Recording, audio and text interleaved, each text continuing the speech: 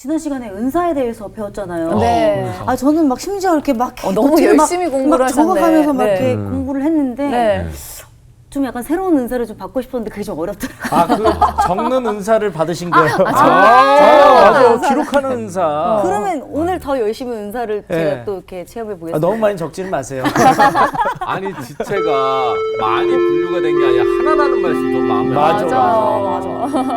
맞아. 안녕하세요. 자, 반갑습니다. 네, 안녕하세요. 다들 건강하시죠? 네. 네. 은사에 대해서 배웠는데 좀 많이들 생각해 보셨습니까? 네. 네. 도대체 자리하고 내가 좀- 받은 은사가 뭔지 상당히 또 궁금하고 네. 한번 생각해 봤죠. 또 교회라고 하는 것이 그리스도의 한 몸 된 네. 공동체인데 그 교회 안에는 다양한 은사들을 가진 분들이 모인다.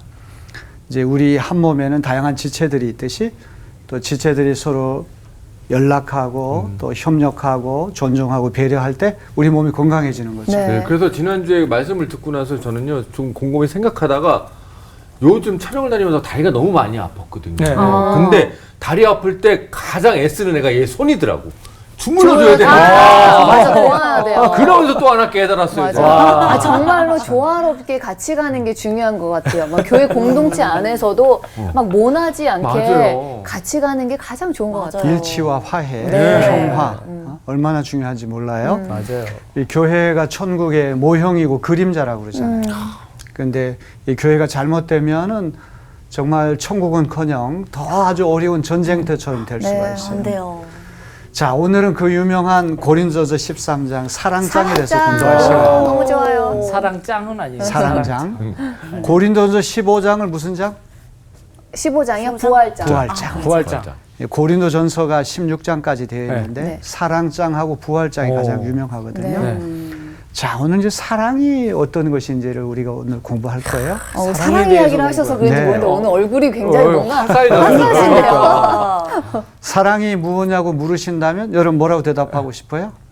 사랑이 뭐 이별의 씨앗이라고? 제가 이 이별의 가사를 씨앗? 왜 외우고 있는 거죠? 눈물의 씨앗. 눈물의 씨앗. 이별의 씨앗. 자, 그런 사랑이 전혀 아니라고 하는 것을 오늘 발견하게 될 거예요. 자, 고린도전서 12, 13, 14장 이 석장은 은사 문제를 다루거든요. 네. 그래서 이 고린도 교회 안에 실질적으로 어떤 은사 때문에 문제가 일어났는지는 14장에 가서 확연하게 드러나요. 이 방언 은사, 예언 은사, 네. 그 은사의 그 문제를 본격적으로 14장에 다루는데 흥미롭게도 12장하고 14장 사이에 13장 사랑장이 끼어 있거든요. 갑자기 들어간 거. 갑자기 들어가 있는 것처럼 느껴져요. 네. 네. 그래서 어떤 학자는 바울이 다른 상황에서 기록한 어떤 찬송가고 어떤 서시 같은 그런 아름다운 시를 이 편집해서 끼워 넣었다. 이렇게 생각한 사람도 그렇게 있는데 이야기하는 사람도 있구나. 12, 13, 14장은 논리적으로 연결이 돼요. 고린도인들이 내가 받은 은사가 최고다. 다른 사람 받은 은사는 나쁘다. 좋지 않다. 이렇게 갈등을 일으키고 싸우는 거는 무엇이 부족해서 그런가? 사랑이 부족해서 이렇게 기쁜 뜻이. 그래서 사랑 이야기를 13장에서 자연스럽게 하는 거예요. 그래서 이 12, 13, 14장은 논리적으로 서로 연결되어 있어요. 자, 12장이 이제 은사 문제를 다루는 그런 장으로 우리 지난번에 공부했는데 맨 끄트머리에 가면은 더욱 큰 은사들을 사모하라. 이렇게 말을 하고 네. 가장 좋은 길을 보여주리라 이렇게 되어 있거든요. 네. 그래서 많은 이들이 오해를 합니다. 사랑은 은사다. 사랑은 은사입니까? 아닙니까? 은사가 될 수도 있을 것 같아요. 그러니까. 사랑이 더 많이 흘러 넘치는 사람에게는 은사가 있으니까 그렇지 않을까? 지난번에 믿음도 은사였던 네. 거죠. 네. 네. 믿음도 사랑도 은사니까. 하나님이 선물로 주셔가지고 사랑의 마음이 샘솟듯 일어나야 된다. 네. 그런 면에서 은사가 될 수 있지만 네. 지금 이 문맥에서는 만일 사랑이 은사라고 한다면 그 다음 바로 13장 넘어가잖아요. 사랑 얘기를 하는데 단수를 써야 되겠죠. 네. 네. 근데 복수를 쓰고 복수를 썼네요. 카리스마. 더 큰 카리스마타, 카리스마라고 하는 말을 써야 되는데 카리스마타라고 하는 복수를 썼기 때문에 13장하고 연결이 안 돼요. 그렇다면 사랑은 바울이 보기 은사가 아니라 가장 좋은 길이다. 이 너무 중요한 말이에요. 좋은 길. 좋은 사랑은 방언 은사, 예언 은사, 신유 은사, 지식의 은사, 지혜 은사 이런 은사들 가운데 하나가 아니라 교회 공동체가 은사 문제 때문에 다투고 갈등을 일으킬 때 그 공동체를 하나로 묶어주고 일치가 되게 하고 평화롭게 하는 가장 좋은 길이라는 거예요. 호도스라고 하는 말. 네. 아주 중요한 말이죠. 호도스. 사랑은 가장 좋은 길이야. 가정에서도 갈등이 생길 때마다 사랑만 있으면 가장 좋은 길을 찾을 수가 있는 거예요. 그래서 은사 중에 하나가 아니라 사랑은 가장 좋은 길이다. 이거를 우리가 기억을 해야 됩니다. 오늘 수업 고린도전서 6강 사랑 가장 좋은 길. 자, 우리 13장 1절 여러분 성경책 다 가지고 계시죠? 네. 이 화면도 나와 있지만 자, 여기 보면 사람의 모든 말과 천사의 말을 할 수 있을지라도 사람의 모든 말 정말 탁월한 웅변을 하고 미사력을 쓰고 수사학적으로 뛰어난 대단한 말 천사의 말 하면 어떤 생각이 나요? 방언? 방언, 천사의 말이 정확. 천사, 어떤 신적인 언어, 하나님께 드리는 어떤 영광스러운 언어, 그런 대단한 언어를 구사한다고 할지라도 뭐가 없으면 사랑이 없으면 찬송에도 있는 거. 울리는 징이나 요란한 꽹과리, 여러분 어떤 이미지가 떠올라요? 시끄러워요. 그냥 시끄럽다. 시끄러운데 네. 듣기도 알맹이는 싫고. 없어. 네. 맞아, 내용은 의미가 없어. 없어. 네, 네, 네. 빈 수레. 빈 수레, 빈 깡통, 아. 빈 깡통이 요란하고 빈 수레가 요란하다고 요란하죠. 하는 말처럼 사랑 없이 아무리 대단한 말을 하고 아무리 대단한 신령한 방언을 한다고 할지라도 내게 사랑이 없으면 소용이 없. 저는 소용이 없다는 거예요. 네. 울리는 징이나 요란한 꽹과리가 될 뿐이다. 네. 바울이 그런 말씀하고 있거든요. 그 다음 13장 2절을 우리 이주호 학생이 한번 세번 학생이 한번 읽어보시겠습니다. 네. 내가 예언하는 능력을 가지고 있을지라도 또 모든 비밀과 모든 지식을 가지고 있을지라도 또 산을 옮길 만한 모든 믿음을 가지고 있을지라도 사랑이 없으면 아무것도 아닙니다. 계속해서 사랑이 없으면 아무것도 아니라고 하는 말을 강조하네요. 내가 예언하는 능력을 가지고 있을지라도 하나님이 미래에 일어날 일을 선명하게 보여주셔가지고 그 말씀을 미리 이렇게 예언하는 그런 능력을 갖고 있고 또 모든 비밀 아주 감추어져 가지고 하나님이 눈을 뜨게 해주시고 하나님이 이렇게 드러내 주시고 보여주시 아니하시면 우리 알 수 없는 비밀 또 모든 지식을 다 가지고 있고 심지어 산을 옮길 만한 모든 믿음을 가지고 있을지라도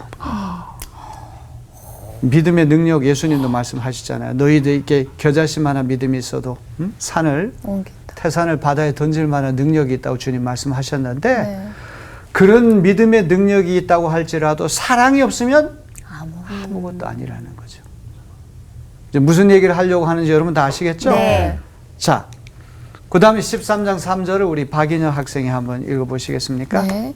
내가 내 모든 소유를 나누어 줄지라도 내가 자랑 삼아 내 몸을 넘겨줄지라도 사랑이 없으면 내게는 아무런 이로움이 없습니다.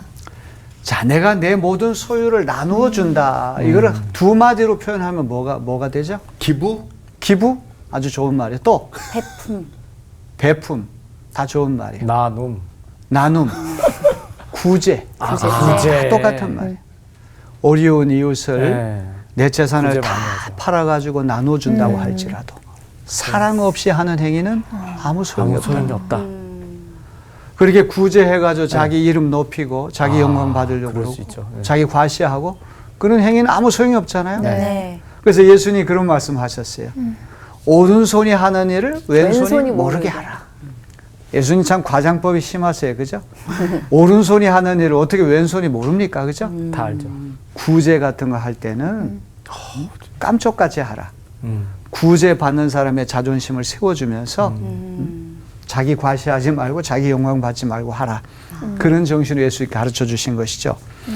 그 다음에 이게 재미있는 표현이 내가 자랑 삼아 내 몸을 넘겨줄지라도 이런 표현이 나오는데 개역개정에는 내 몸을 불사르게 내어줄지라도 이렇게 되어 있거든요. 불사르게. 불사르게 내어준다는 표현을 딱 볼 때 뭐가 생각이 납니까? 희생. 희생, 열정. 열정. 도움. 불사르게 내어준다 화형이 생각 안 납니까? 화형. 순교. 순교. 순교. 되게 무서운 말이네요. 정말. 이게 기둥에 묶어가지고 장작더미에 불을 붙여가지고 사람 불태워가지고 죽이는 그 화형. 네. 이제 이 초대교회 이후에 이제 화형으로 순교당하는 그런 사례가 있었겠지만 바울 당시에는 화형으로 순교당하는 분은 없었대요. 그래가지고 우리 세번역 성경은 화형이라고 하는 뉘앙스를 주면 안 되니까 이걸 조금 순화시켜서 내가 자랑 삼아 내 몸을 넘겨줄지라도 어떤 학생이 희생이라고 하는 말을 했는데 내 몸을 희생한다고 할지라도 사랑 없이 하는 희생이라고 하는 거는 아무 의미가 없다. 지금 그 얘기를 하려고 하는 거예요. 그러니까. 사랑 없이 하는 것은 아무 유익도 없고 소용도 없다. 즉 그 이야기를 계속 강조하는 것이죠. 네. 자, 그래서 모든 것이 사랑 없이는 아무것도 아니라고 하는 걸 강조하기 위해서 모든이라는 형용사를 계속 쓰고 있어요. 판타, 모든 비밀, 파산, 모든 지식, 파산, 모든 믿음. 이 모든이라고 하는 이 말 속에는 인간이 하는 일체 행위가 다 포함된다는 걸 보여주는 거예요. 사랑 없이 하는 아무리 의로운 행동, 정의로운 행동, 고상한 행동, 도덕적인 행동, 고결한 행동, 그것이 사랑 없이는 아무 유익도 없고 소용도 없다. 이걸 바울 사도가 이제 강조하려고 하는 거예요. 자, 이렇게 1절로부터 이제 3절에서는 이런 대전제, 사랑 없이 하는 행위가 다 무익하다고 하는 것을 강조한 다음에 이제 본론을 얘기하기 시작하는 거예요. 사랑이라는 건 도대체 뭐냐? 사랑이라는 건 뭘까요? 야, 이거 모르겠다. 사랑. 내가 아닌 다른 사람에게 무엇인가를 뭔가를 이제 행동을 했을 때 아깝지 않은 네, 그런 그것도 하나의 마음들? 사랑의 좋은 속성이죠. 사랑. 또 희생이라고 봐요. 저는. 희생이다. 희생. 또 순종. 순종. 네. 뭐 다양한 사랑이라고 하는 건 다양한 말로 표현될 수 있고 정의를 내릴 수 있는데 네. 사랑은 명사입니까, 동사입니까? 동사요. 동사죠. 사랑은 아무리 아름다운 말로 그를 정의를 내린다고 할지라도 사랑해보고 하지 않는 사랑받지 않으면 사랑이라는 건 모르는 모르죠. 거예요. 그렇죠? 아무리 아름다운 표현으로 사랑에 대한 정의를 내린다고 할지 사랑해보지 않은 사람은 사랑이 뭔지를 알 수 모르죠. 있어요. 경륜. 사랑은 명사가 아니라 동사다. 꼭 한번 실천해보고 사랑을 해보고 사랑을 받아봐야지만 사랑이 뭔지를 알 수가 있는 거예요. 자, 이제 바울이 사랑에 대한 속성, 이걸 15가지를 우리에게 이제 보여주는데요. 15가지요? 그 15가지가 전부 다 동사로 되어 있어요.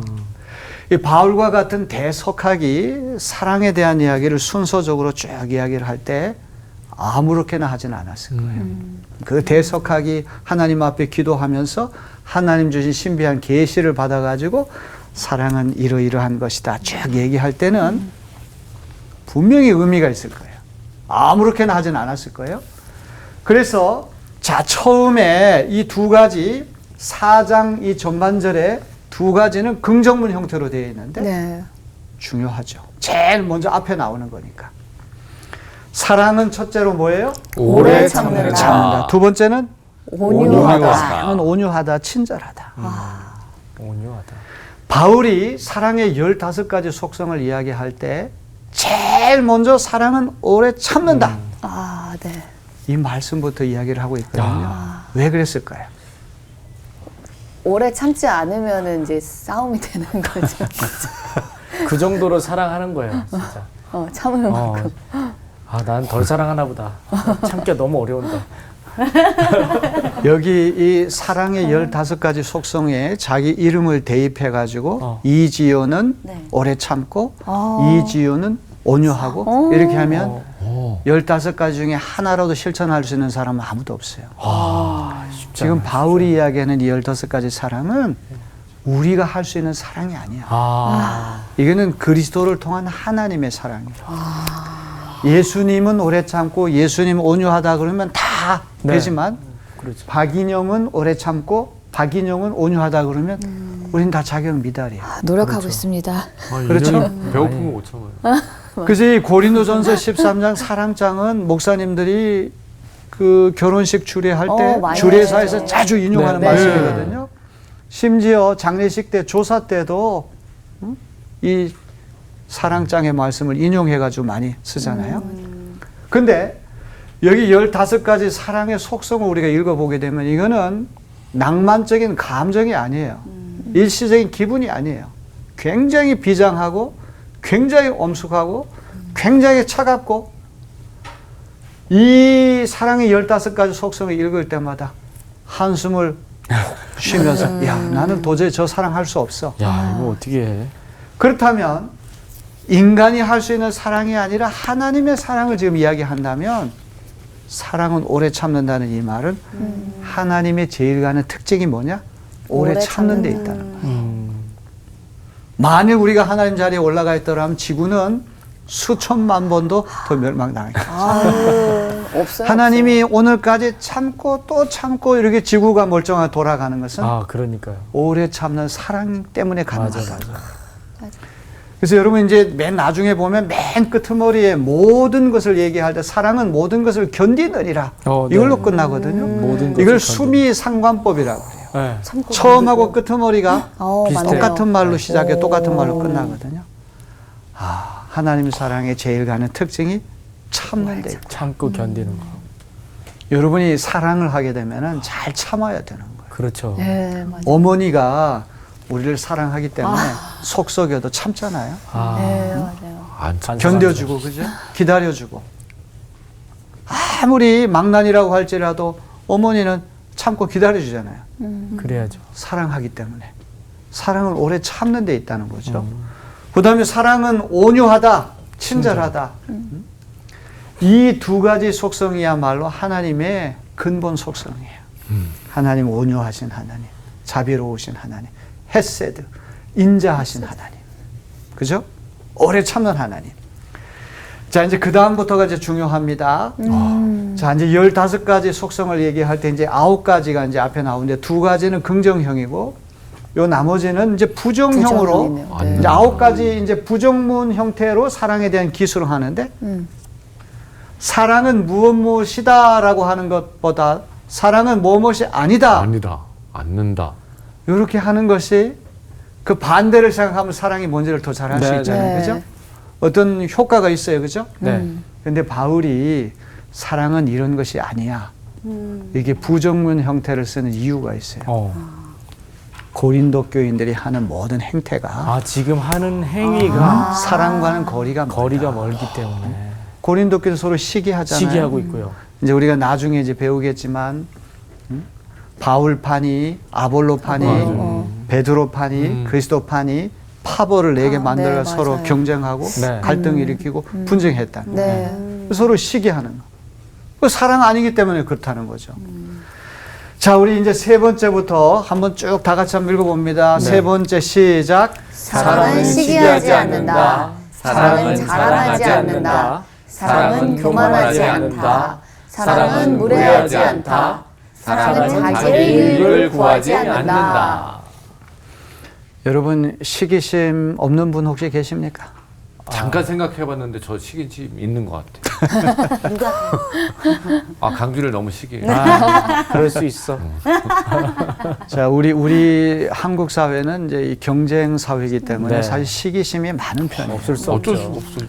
맞아요. 여러분들 그 리모컨 가지고 텔레비전 이렇게 네. 보다가 화면을 자주 돌리는 사람은 네. 심리적으로 시기심 많기 때문에 아, 진짜? 그래요? 나보다 더 잘난 사람, 오. 나보다 더 행복한 사람이 나와가지고 막 하면 보기 싫다 이거죠. 아. 다른 쪽 채널 돌린다는 거예요. 응?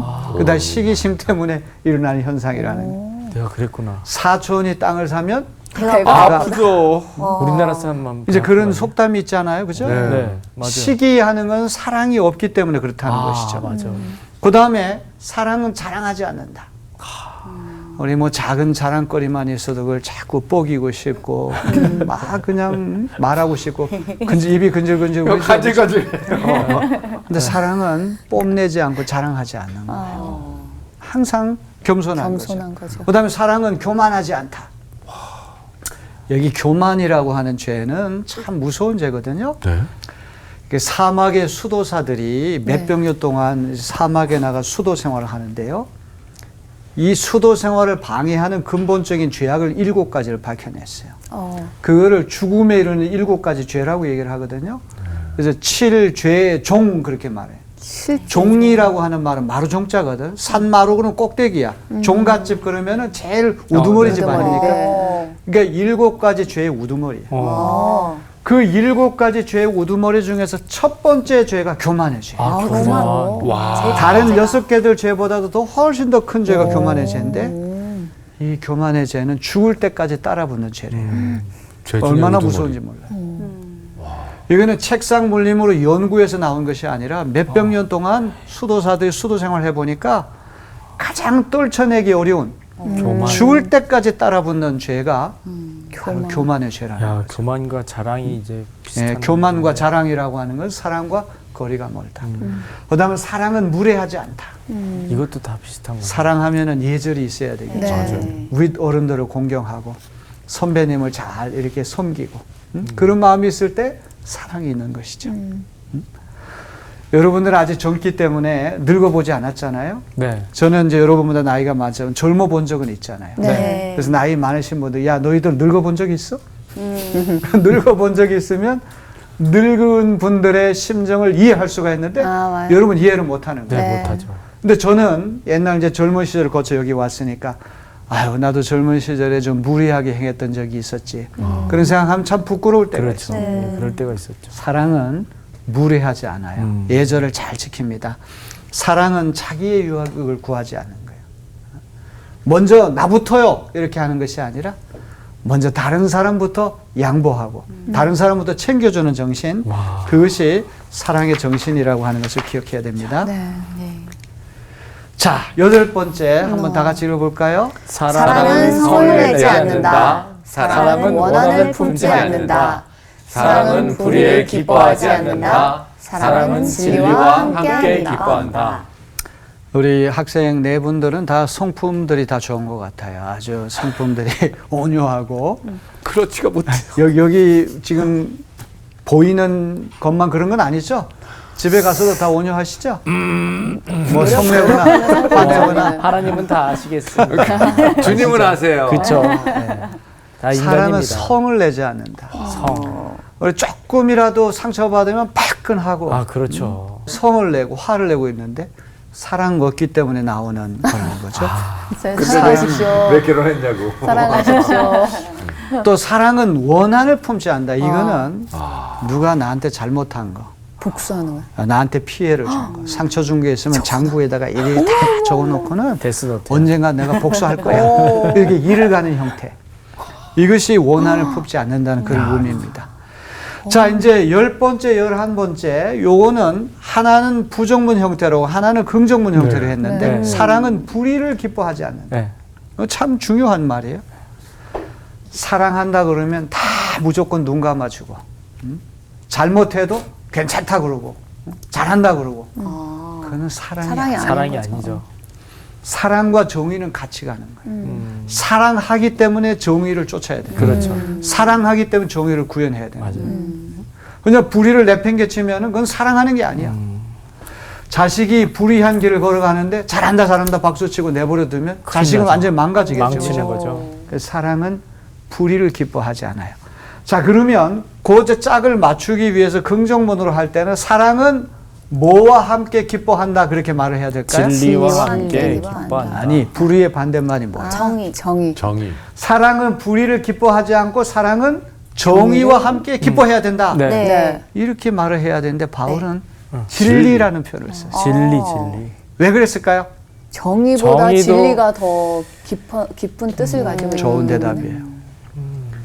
그렇지. 정의냐 불의냐라고 하는 그거는 진리를 분별할 수 있는 눈이 있어야 돼. 식별할 수 있는 능력이 있어야 돼. 그죠? 그러니까 단순히 정의라고 표현하잖아요. 진리라고 하는 표현을 쓴 거는 항상 우리가 진리 안에 있으면 무엇이 정통이고 무엇이 이단이고 진리를 알아요. 무엇이 잘못된 길이고 무엇이 옳은 길이고 맞아요. 다 분별할 수 있죠. 무엇이 정의의 길이고 무엇이 불의의 길인지 진리 안에 있기 때문에 알 수 있죠. 알 수 네. 있죠. 그러니까 네. 진리를 식별할 수 있는 눈을 뜨고 능력을 갖춘다고 하는 얼마나 중요한 일인지 몰라요? 네. 자, 이렇게 이제 9가지 동사를 가지고 이제 사랑에 대한 것들을 이제 부정문 형태로 주로 서술을 했어요. 자, 그러다가 이제 마지막으로 이제 끄트머리에 가가지고는 긍정. 요 짧은 몇 구절을 가지고 사랑에 대한 얘기를 다 할 수 없으니까 아주 한꺼번에 모든이라고 하는 말을 4번이나 사용하면서 네, 네. 축약한 거네요. 축약한 거죠. 요약한 하고 거죠. 싶은 말들을 다 이 4가지에다 다 담아내려고 바울이 사랑의 농축에. 사랑의 농축에 아주 좋은 표현이에요. 스타카토라고 하는 말이 음악에서 나오는 말인데 뭡니까? 짧게 끊는다. 딱 끊는. 탁탁 네. 끊는 거 그죠? 목사님. 그렇죠. 그게 스타카토예요. 아주 정확합니다. 자, 우리 12번째 사랑은 어떤 것입니까? 사랑은 모든 것을 참는다. 13번째, 사랑은 모든 것을 믿는다. 14번째, 사랑은 모든 것을 바란다. 15번째. 사랑은 모든 것을 견뎌낸다. 자, 참는다는 말하고 견뎌낸다는 말이 또 숨이 상관이에요. 그죠? 비슷하죠. 다 똑같은 말이잖아요. 그죠? 사실 참는다는 말은 그냥 이렇게 참아내는 건데 이게 견뎌낸다는 말은 영어로 열심을 persevere라고 하는 말이죠. 끝까지 견디는 거. 끝까지. 끈기를 얘기하는 거. 그냥 일순간만 그 견뎌내고 그냥 끝나는 게 아니라 끝까지 견뎌내는 될 것을 때까지 얘기하는 거예요. 그러니까 요 4가지에도 참는 것하고 견뎌내는 것으로 숨이 상관을 이루고 또 사랑에 제일 가는 속성이 뭐예요? 첫 번째 속성이 인내. 오래 참는 오래 거라고 참- 했잖아요. 네. 오래 참는 걸 시작해가지고 모든 것을 견뎌내는 것으로 끝났어요. 야, 인내라고 하는 것이 이렇게 중요하구나. 그렇죠? 네. 사랑에서 참는 것이 얼마나 중요한가를 여기서 얘기를 하는 거예요. 사랑은 모든 것을 참고 모든 것을 믿고 모든 것을 바라고 모든 것을 견뎌낸다. 네. 이제 이 네마저 아까 농축액이라는 표현을 썼는데 더 이상 얘기할 필요 없이 이 판타라고 하는 이 모든이라고 표현을 가지고 하고 싶은 말을 여기다 다 담아냈어요. 자, 어거스틴이라고 하는 사람이 있어요. 이제 아우구스티누스라고 하는 라틴어로는 그렇게 말을 한 사람인데 이 기독교 신학의 기초를 놓은 분이에요. 서양 철학이 플라톤의 각주에 지나지 않는다 그런 말이 있는데 서양 신학이라고 하는 게 사실 아우구스티누스가 쓴 500만 글자의 라틴어 그것의 각주에 지나지 않는다고 말했어요. 아주 대단한 신학자인데 네. 이분이 사랑은 운동이다. 무브먼트. 연기라고 하는 건 하늘로 올라가죠. 네. 돌멩이를 공중에 던져 돌멩이는 어디로 떨어져요. 떨어져요. 사랑은 운동이라는 말은 사랑하게 되면은 눈길이 가요. 손길이 가요. 네. 발길이 가요. 움직인다. 움직인다 항상. 사랑을 하게 되면 항상 움직이게 되는 거예요. 이 다이나믹스가 있다는 거죠. 자, 이렇게 사랑의 속성을 15가지를 이야기한 다음에 이제 바울 사도가 이제 정리를 합니다. 우리 13장 8절을 한번 다 같이 한번 읽어보겠습니다. 시작. 사랑은 없어지지 않습니다. 그러나 예언도 사라지고 방언도 그치고 지식도 사라집니다. 네. 이 개역 개정으로 요거는 이렇게 표현되어 있는데 사랑은 언제까지나 떨어지지 아니하되 예언도 패하고 방언도 그치고 지식도 패하리라. 사랑만이 오래가고 다른 은사들은 다 일시적이고 부분적이라고 하는 얘기를 하고 있어요. 네. 자, 이제 13장 9절 10절 말씀. 자, 요것도 이제 개역 개정으로 되어 있는데 우리는 부분적으로 알고 부분적으로 예언하니 온전한 것이 올 때는 부분적으로 하던 것이 패하리라. 사랑 이외에 다른 건 다 일시적이고 부분적이다. 이걸 얘기하는 거예요. Between times라는 말 들어보죠. 시간들 사이에 끼어 사는 존재. 예수님이 초림과 재림이라고는 2가지 시간 사이에 끼어 사는 존재가 그리스도인이에요. Between times. 네. 초림과 재림 사이에 끼어 사는 존재가 우리 그리스도인이죠. 이 우리 그리스도인들이 주님이 오시는 그때까지 아무리 우리가 예언을 하고 방언을 하고 뛰어난 은사를 받았다고 할지라도 그거는 다 부분적인 거예요. 아는 것도 부분적이고 예언하는 것도 부분적이고 이제 주님이 재림하셔서 온전한 그런 세계. 지난번 우리 부활에 대한 말씀 배웠을 때 주 안에서 잠자는 자들이 다 일제히 깨어나서 신령한 몸으로 변형되는 그날이 오게 되면 부분적으로 하던 모든 것들이 다 사라지게 된다는 말이죠. 자, 그래서 은사의 일시성과 부분성을 사랑의 영원성과 전체성과 이게 대비를 하는데 두 가지 비유를 써요. 첫째 11절은 어린아이 비유를 쓰고 어린아이와 어른의 비유를 쓰고 네. 12절은 거울과 실물의 비유를 쓰고 있습니다. 자, 우리 11절 말씀을 한번 이 화면을 보고 한번 다 같이 읽어볼까요? 시작.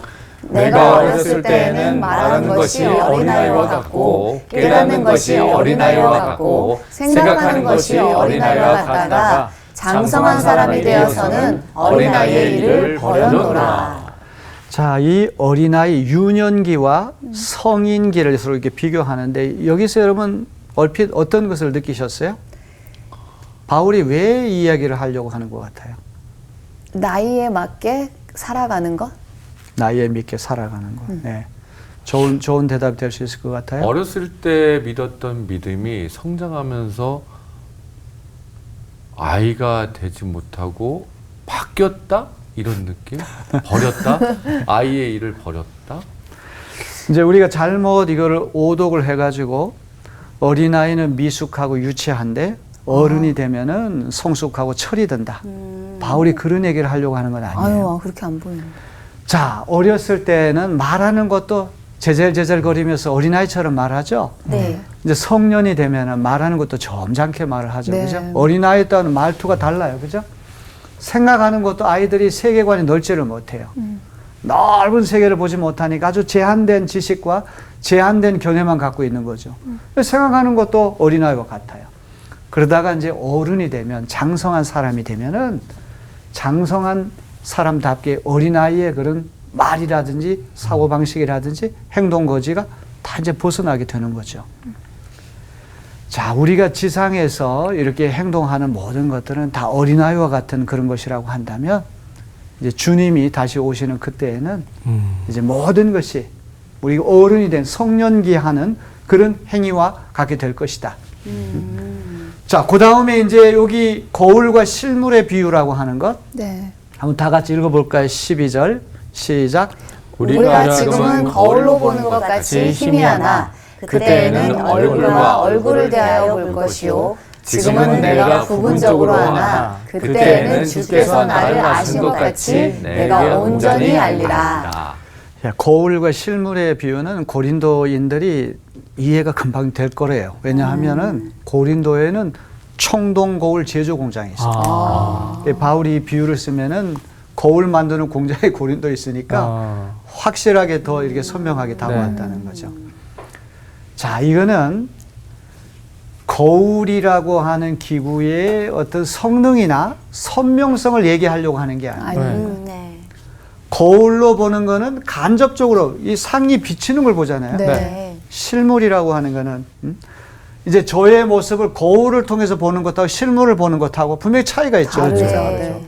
사랑하는 사람의 사진을 놓고는 아무리 입에다 뽀뽀를 한다고 할지라도 사랑하는 사람 직접 만나서 입맞춤 하는 게 훨씬 더 아유, 그럼요. 아름답고 그럼요. 또 귀한 것이죠. 네. 그럼요. 아무리 맛있는 음식이라고 할지라도 사진만 보고는 이렇게 하는 것하고 직접 먹는 것하고는 참 다르죠. 다르죠. 그림의 턱이죠. 천지 그게. 차이죠.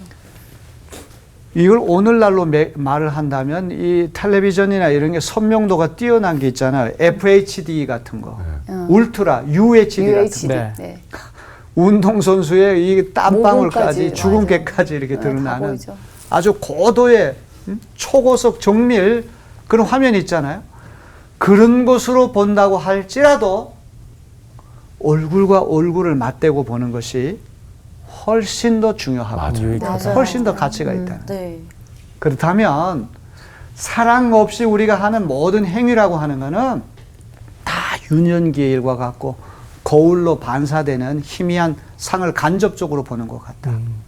주님이 오시는 그때 확연히 성년이 되고 직접 실물을 볼 그때 모든 것이 확연하게 드러날 것이다. 그래서 이제 맨 끝머리 13장인데 재밌게도 13절로 끝이 났어요. 13장 13절. 그죠? 자, 우리 다 같이 한번 읽어보겠습니다. 시작. 그런즉 믿음, 소망, 사랑 이 세 가지는 항상 있을 것인데 그 중에 제일은 사랑이다. 참 아름다운 말이죠. 네. 근데 여기 우리 성경에는 항상이라고 하는 말을 이렇게 붙여놨는데 원문에 헬라 원문에 보면 항상이란 말 없어요. 영어 성경에도 항상이란 말이 없어요. 네. 그래서 이 항상이란 말은 사실은 떨어뜨려야 돼요. 왜냐하면 이걸 잘못 오해하면 믿음, 소망, 사랑은 영원 무궁하다고 하는 식으로 오해될 수 있기 때문에 그런 것이거든요. 여러분 믿음, 소망, 사랑 세 가지는 있을 것인데 계속 그중에 있을 제일은? 것인데 그 중에 제일은 사랑이라고. 왜 사랑이 최고라고 얘기했을까요? 사랑이 있어야 믿음도 생기고 소망도 생기니까. 아주 뭐 기가 막힌 아주 대답이에요. 이게 지금 몇 번 우리가 공부를 했는데 여러분들이 아주 굉장히 눈부신 속도로 아주 발전하고 있어요. 네, 맞아요. 사랑이 있어야지 믿음도 생기고 소망도 생긴다. 아까 우리 유년기 얘기했고 거울 보는 거 얘기했잖아요. 이제 얼굴과 얼굴을 맞대고 주님을 보는 날이 오게 될 터인데 이제 성년기에 우리의 모든 사고가 확연하게 세상에 새롭게 열리는 그날이 오게 될 터인데 믿음이라고 하는 거는 주님이 재림하셔 천국에 들어간 믿음 필요합니까? 안 필요합니까? 필요. 믿었던 것이 다 현실로 이루는 네, 믿음 되는. 필요 없어요. 소망도 바랐던 것이 다 이루어져 소망도 필요하죠. 필요. 그럼 끝까지 지상에서나 천상에서나 영원히 남는 건 뭐 하나밖에 이제 없어요. 사랑. 그 마음. 그래서 하나님은 힘이. 사랑이시라. 그래서 사랑이 최고지. 믿음과 소망이란 건 지상에서나 필요한 것이지. 우리 그토록 그러네요. 믿었고 고대했던 것이 현실로 이루어지게 믿음과 소망은 필요 없게 되는 거예요. 그러나 여전히 천국에 가서 지난번에 배웠던 거지 부활체로 신비한 몸으로 변화되는 그 상태에서 천국 생활하기에 적합한 몸으로 우리가 변화되는 그 순간에도 여전히 남는 하나는 뭐야? 사랑이. 사랑. 그래서 사랑이 제일이라고 하는 거죠. 자, 오늘 이제 우리 이 말씀을 읽으면서 사랑이라고 하는 것이 낭만적인 감정이나 일시적인 기분이나 뭐 이런 것이 아니라 굉장히 비장하고 엄숙하고 내 이름을 대입해서 여기 하면은 아무도 자신 있는 사람 없어요. 다 예수님을 통한 하나님의 사랑을 얘기하는 거예요. 자, 마지막으로 제가 이 이야기를 한마디 하고 제 강의를 마치려고 해요. 아까 아우구스티누스 우리 들었죠? 네. 어거스틴이라는 사람인데 네. 그분이 사랑의 질서라고 하는 말이에요. 사람이 행복해지기 위해서는 사랑의 질서를 잘 세워야 된다. 최고로 사랑할 걸 최고로 사랑하고 더 사랑할 걸 더 사랑하고 덜 사랑할 걸 덜 사랑하고 똑같이 사랑할 걸 똑같이 사랑하고 최저로 사랑할 걸 최저로 사랑해야 돼. 돈하고 사람하고 어느 게 더 중요합니까? 사람이 중요하죠. 사람을 더 사랑해야 돼. 최고로 사랑할 분 누구예요? 하나님. 더 사랑할 것, 덜 사랑할 것, 똑같이 사랑할 것. 여러분 야곱이라고 한 사람이 아들이 12명인데 요셉을 지나치게 편애했잖아요. 네, 너무 사랑. 자식을 똑같이 사랑해야 되는데 10명보다 더 사랑. 요셉을 더 사랑했기 네. 때문에 집안이 갈등이 일어나게 됩니다. 그렇죠. 똑같이 사랑한 걸 똑같이 사랑하고 더 사랑한 걸 더 사랑하고 덜 사랑한 걸 덜 사랑하고 돈이 아무리 중요해도 사람보다 중요할 수는 없잖아요. 네. 생명을 살려야 할 일이 있을 때는 돈이 아무리 들어도 돈보다는 사람의 가치를 먼저 따져야 되는데 이 자본주의 사회 물질 만능 사회에서는 오히려 사람의 가치가 돈보다 떨어질 때가 많잖아요. 그래서 이 사랑의 질서를 잘 세워야 된다. 그 이야기를 여러분이 꼭 해주고 싶습니다. 네. 오늘 사랑에 대해서 잘 배웠죠? 네. 앞으로 여러분들이 사랑 많이 할 수 있는 그런 분들이 다 되었으면 좋겠어요. 네. 사랑 없이 하는 모든 것은 아무것도 아니다. 오케이? 감사합니다. 자, 우리 다음에 봅시다. 감사합니다. 수고하셨습니다. 사실 정말 유명한 장이어서 네. 하나님을 믿지 않은 사람들도 아는 것이잖아요. 그래서 보니까 너무나도 가볍게 다뤄졌던 장이 아닐까라는 생각을 했는데 오늘 진짜 사랑에 대한 진정한 무게를 알게 됐어요. 많이 무겁네요. 네. 아니, 특히나 그 첫 번째 수미상관 이야기 하셨잖아요. 첫 번째랑 마지막에 그 일맥상통함이 더 노력을 해야 돼라고 해야 돼 그 말씀을 하고 싶어가지고 강조를 하신 것 같아서 더 많이 노력을 해야 될 것 같네요. 그래요. 네. 쉬운 게 아니었어요. 네. 저는 또 혼자 미혼이잖아요. 사랑에 대해서 배운다 그래가지고 오늘 어떻게 좀 약간 좋은 남편감을 만날 수 있는 사랑에 대한 어떤 정의를 좀 배우나 했는데 네. 좀 약간 그런 느낌과 좀 약간 다르고 일단 사랑에 대해서 배웠으니까 이런 마음을 제가 가지고 있어야 좋은 사람 만날 수 있겠구나. 맞아요. 하나님을 더 잘 섬길 수 있겠구나. 물론입니다. 아이를 키워보니까 이 사랑장이 마음에 확 와닿는데 이 뭐 첫 번째와 마지막에 이야기해줬던 것처럼 오래 참음, 견뎌냄. 견뎌냄. 사랑을 하는데도 불구하고 이 오래 참음과 이 견뎌냄은 견뎌내는 거. 정말 쉽지 않거든요. 자, 그럼에도 불구하고 정말 이 고린도 사람들을 위해서 지금 바울이 이런 얘기를 했는데 우리에게도 꼭 필요한 말이었고 진정한 오래 참음과 함께 사랑을 내 주변 사람들에게 견뎌낼 정도로 함께 해야 될 것 같다는 생각이 그러니까 듭니다. 매 시간 저희가 한 주간은 이렇게 한번 생각해 보시죠 하시잖아요. 근데 네. 요 장만큼은 1년 내내 갖고 가시면 좋을 것 같아요. 평생을 네, 가져가도 평생 될것 가져가세요. 같습니다. 그럽시다. 네. 사랑합니다. 찾을 겁니다. 반사.